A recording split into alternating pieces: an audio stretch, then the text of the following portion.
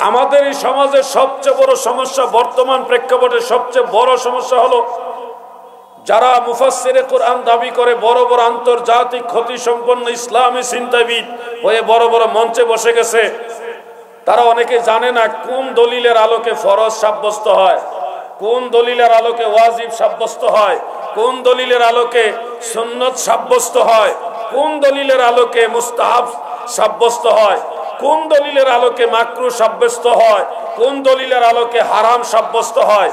এই মূল নীতিগুলি অনেকেই জানে না, কিন্তু ওনারাও আন্তর্জাতিক মুফাসসিরে কোরআন। এই জন্য আমরা বড় বড় তথাকথিত ইসলামী চিন্তাবিদ যারা, তাদের বক্তব্যের দ্বারা অনেকেই বিভ্রান্ত হই, কারণ মূলনীতি সম্পর্কে জ্ঞান নাই। মূলনীতি সম্পর্কে যদি জ্ঞান না থাকে, তখন দেখা যাবে সাধারণ একটা বিষয়কে হারাম বানায় দিবে। একজনের জোশের ঠেলায়, রাগের ঠেলায়, আরেকজনের প্রতি ক্ষোভের ঠেলায় বলবে এটা হারাম। কিন্তু হারাম বলতে যে কি দলিল লাগে, এই উসুল তো তার জানা থাকতে হবে। ধরেন একজন বলে দিল মাইকে আজান দেওয়া হারাম, এখন সে যে বলে দিছে হারাম, এই হারাম কে বানাইছে? আল্লাহ বানাইছে হারাম নাকি আল্লাহ রসুল হারাম বানাইছে? কে বানাইলো এই হারাম? এই উসুল যদি তার না জানা থাকে, তাহলে তো সে যে কোনো জিনিসকে হারাম বানাই দিবে। আপনারা শুধু এটুকু মনে রাখবেন, হালাল হারাম বানাইবার মালিক আল্লাহ এবং আল্লাহ রসুল। এছাড়া আর কেউ হালালও বানাইতে পারবে না, হারামও বানাইতে পারবে না। এই উসুলটা মনে রাখবেন। মা আহাল্লাল্লাহু ফাহুয়া হালালুন ওয়া মা হাররামাহু ফাহুয়া হারামুন। আল্লাহ যা হালাল করেছেন তা সবার জন্য হালাল, আল্লাহ যা হারাম করেছেন তা সবার জন্য হারাম। অনুরূপ আমার দয়াল নবীজিও যা হালাল বলেছেন তা হালাল, নবীজি যা হারাম করেছেন তা হারাম। হালাল হারাম বানাইবার মালিক আল্লাহ এবং আল্লাহর রাসূল। এছাড়া কোন মুজতাহিদ উনি ইজতিহাদের দ্বারা কিয়াসি মাসআলা দিয়েও কোন বিষয়কে হারাম বলতে পারবেন না। মূলনীতি মনে রাখবেন। মাকরুহ সাব্যস্ত করতে হলে কি দলিল লাগে?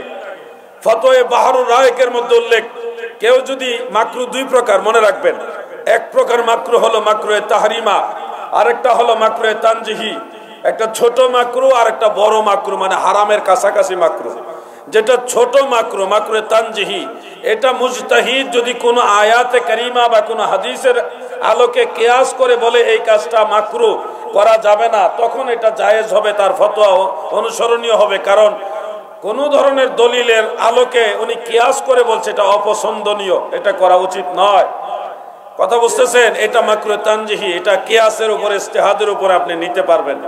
কিন্তু কেউ যদি বলে এটা মাকরুহে তাহরিমা, হারামের কাছাকাছি মাকরুহ, তখন তাকে অবশ্যই কোরআন সুন্নাহর কোনো না কোনো দলিল সাবমিট করতে হবে। দলিলে সরিহ, সুস্পষ্ট দলিল, অস্পষ্ট দলিল নয়, সুস্পষ্ট দলিল তাকে সাবমিট করতে হবে যে হাদিসে রাসূলের এই জায়গায় উল্লেখ আছে এই কাজটা অপছন্দনীয়, অগ্রহণযোগ্য, এটা আল্লাহ রাসূল পছন্দ করে নাই।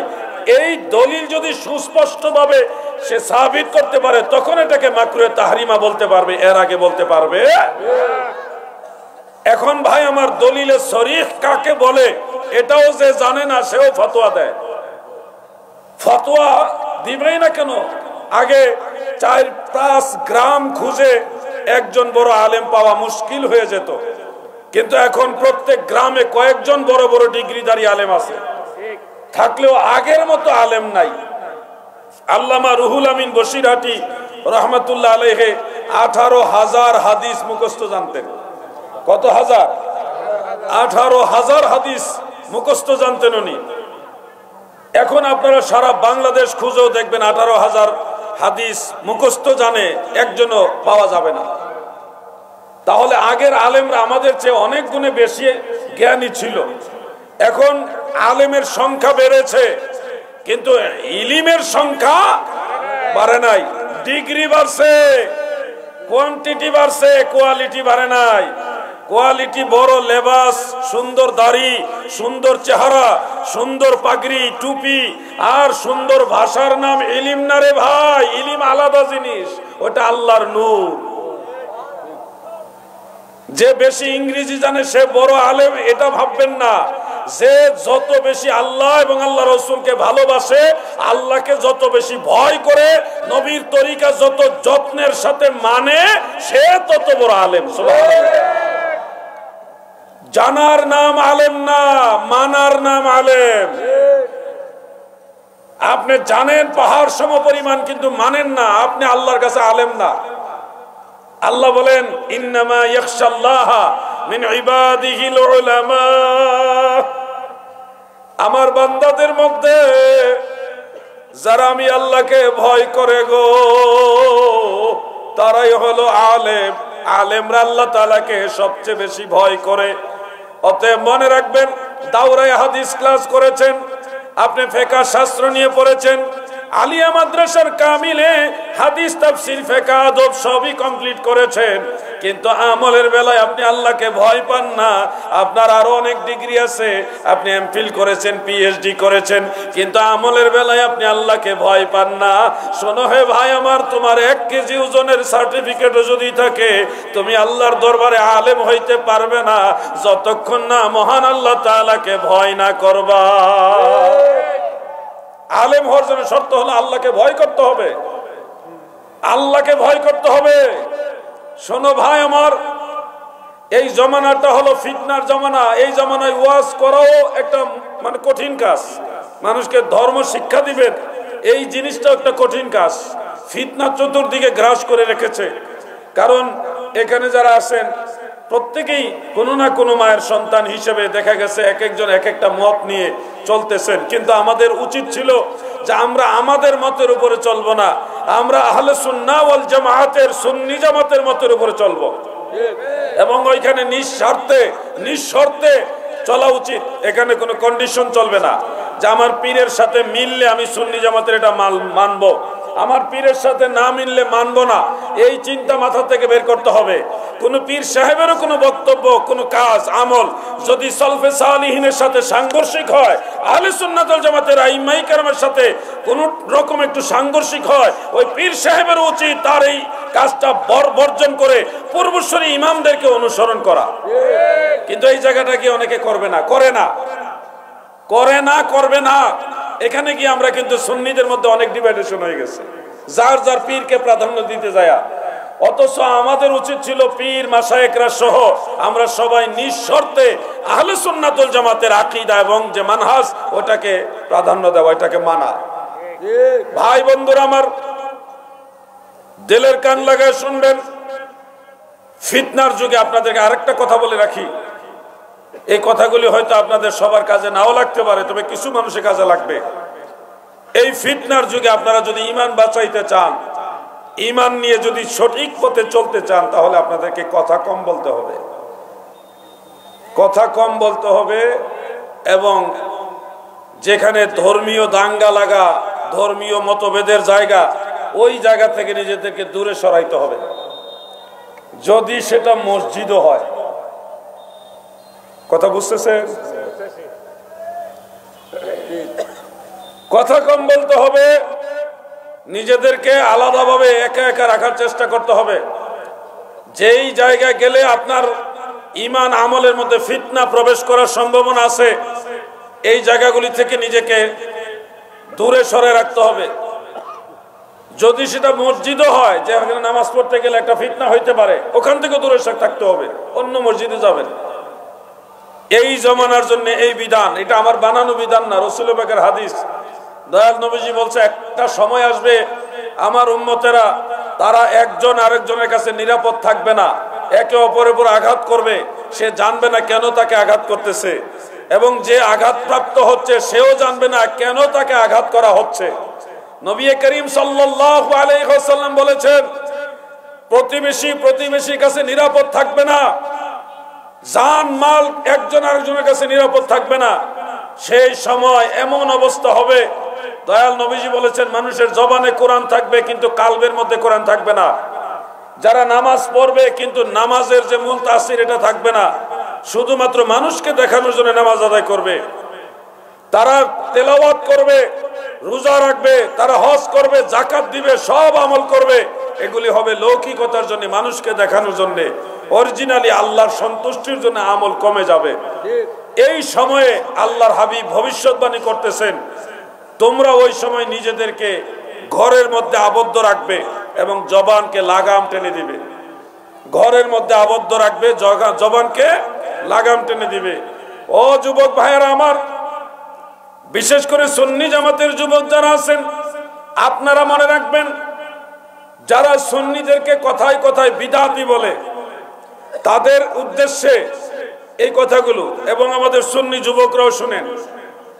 গতকাল ওই আলোচনাটা আমি এক মাহফিলে করেছিলাম, গত পরশুদিন ওই মৌকারা দরবার শরীফে। মনে রাখবেন, আমরা সুন্নিরা যখন কোন একটা আমল করি তখন একটা মহল বলে এরা বেদাতি, মিলাদ করতেছে, বেদাত করতেছে, উরুস করতেছে, বেদাত করতেছে, ফাতিহা ইয়াজদাম করতেছে, বেদাত করতেছে। এই ধরনের অভিযোগ ট্যাগ আপনাদের নামের সাথে লাগাই দিবে।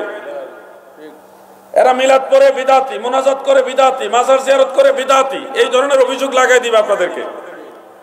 এই যে অভিযোগটা দিবে, 1450 বছর আগে প্রিয় নবীজি বলেছেন, সায়াকুনু ফি আখিরিজ জামানে আকওয়ামুন, শেষ জামানে এমন কিছু দল বের হবে, একটা দল না অনেকগুলো দল বের হবে।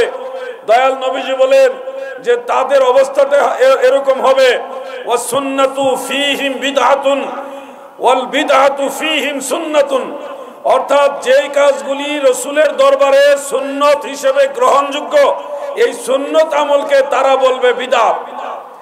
আর যেই কাজটা আল্লাহ রাসূলের দরবারে বিদআত হিসেবে সাব্যস্ত, এই কাজটাকে তারা মনে করবে সুন্নত। নবীজির হাদিস তাবারানীর মুআজামুল আওসাতের মধ্যে উল্লেখ। আপনি বাস্তবতা দেখেন, আমরা মুনাজাত করলে আমরা হয় বিদআতি, আমাদেরকে বিদআতে ট্যাগ দেয়। আমরা মাজার জিয়ারত করলে আমাদেরকে বানায় বিদআতি, আমাদেরকে বিদআতের ট্যাগ লাগায়।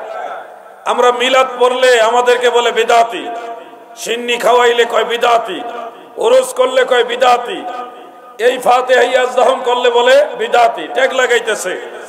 অথচ তারা কি করতেছে দেখেন, তারা একামতের আগে দাঁড়ায়, একামত দেওয়ার আগেই বলে দাঁড়িয়ে কাতার সোজা করুন, মোবাইল ফোন বন্ধ করুন। দেখেন, একামতের আগে দাঁড়িয়ে কাতার সোজা করুন এই ঘোষণা দেওয়াটা সুন্নাহ বিরোধী, এটা প্রকাশ্য বিদআত। বরং একামত শেষ হইলে ইমাম সাহেব বলবে দাঁড়িয়ে কাতার সোজা করুন, ডানে বামে দেখে কাতার সোজা করুন, যেটা মক্কা শরীফ মদিনা শরীফে এখনো বলে।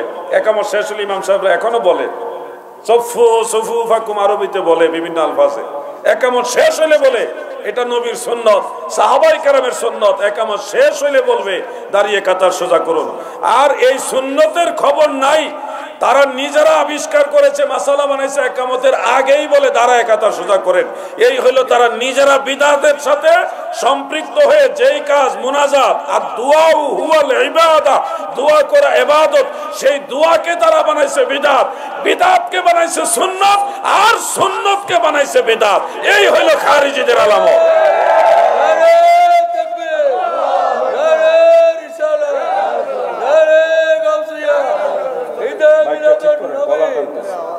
প্রিয় ভাই আমার,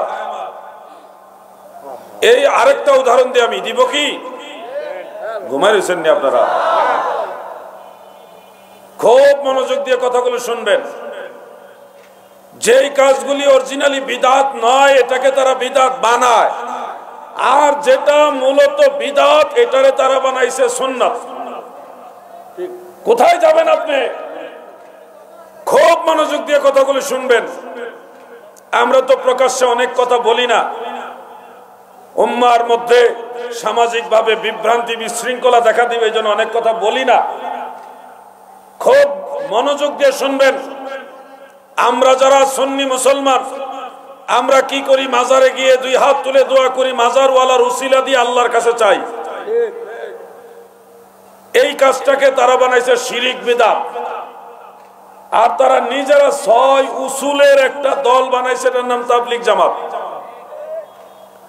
ইসলামের উসুল হলো 5টা: ঈমান, কালেমা, নামাজ, রোজা, হজ, যাকাত।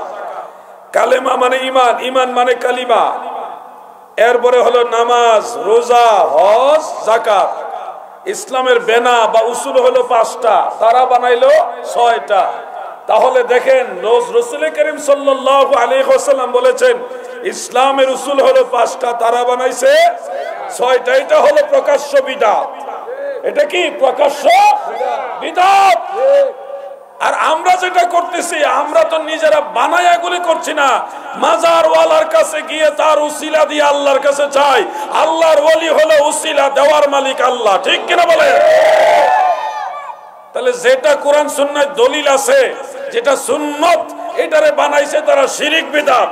আর যেটা নিজেরা তারা বানাইছে তাও স্বপ্নে পায়া বানাইছে, এটারে বানাইছে সুন্নত। ওই যে নবীজির হাদিস, as-sunnatu fihim bid'atun wal bid'atu fihim sunnatun। প্রিয় ভাই আমার, মনোযোগ দিয়ে কথাগুলি শুনবেন। একটু যদি ভাবেন, একটু যদি গভীরভাবে খেয়াল করেন, দেখবেন নিজেদের দূরত্ব কমে গেছে। আজকের এই দিনে ইসলাম বোঝাটা অনেক সহজ, একটু চেষ্টা করলে আপনারা বুঝতে পারবেন। সহিহ মুসলিমের সেই হাদিস, 1450 বছর আগে আল্লাহর নবী বলে গেছেন, মান সান্না ফিল ইসলামে সুন্নাতান হাসানা কানা লাহু আজরুন, ইলা আখিরিল হাদিস। আমার নবীজি বলেন, উম্মতেরা শোনো,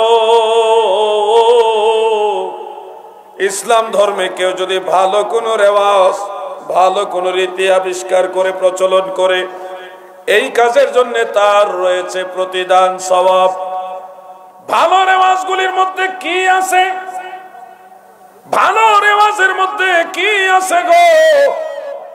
ভালো রেওয়াজের মধ্যে অন্যতম একটা রেওয়াজ হলো ওয়াজ মাহফিল করা। প্রচলিত নিয়মে যে ওয়াজ মাহফিল হয়, এই নিয়মে ওয়াজের রেওয়াজ নবীজির জামানায়, সাহাবীদের জামানায় ছিল না। ওনারা কেউ গাছের ডালের নিচে বসে, কেউ মসজিদের বারান্দায় বসে, কেউ উঁচু টিলার পাদদেশে বসে, যেখানে সুবিধা পেয়েছে ওইখানে মানুষকে দিন বুঝাইছে, ঈমান ইসলাম বুঝাইছে, কোরআন হাদিস বুঝাইছে। কিন্তু এই সিস্টেমে এই ওয়াজের রেওয়াজ নবীজির জামানায়, সাহাবীদের জামানায় ছিল না। যদিও এই রেওয়াজটা, এই সিস্টেমটা অনেক পরে প্রচলন হয়েছে, কিন্তু এই রেওয়াজটা, এটা ইসলাম প্রচারের জন্য, দ্বীন তালিম দেওয়ার জন্য সহায়ক বিদায়। এই রেওয়াজটা বিদআত নয়, এটা সুন্নতে হাসানা।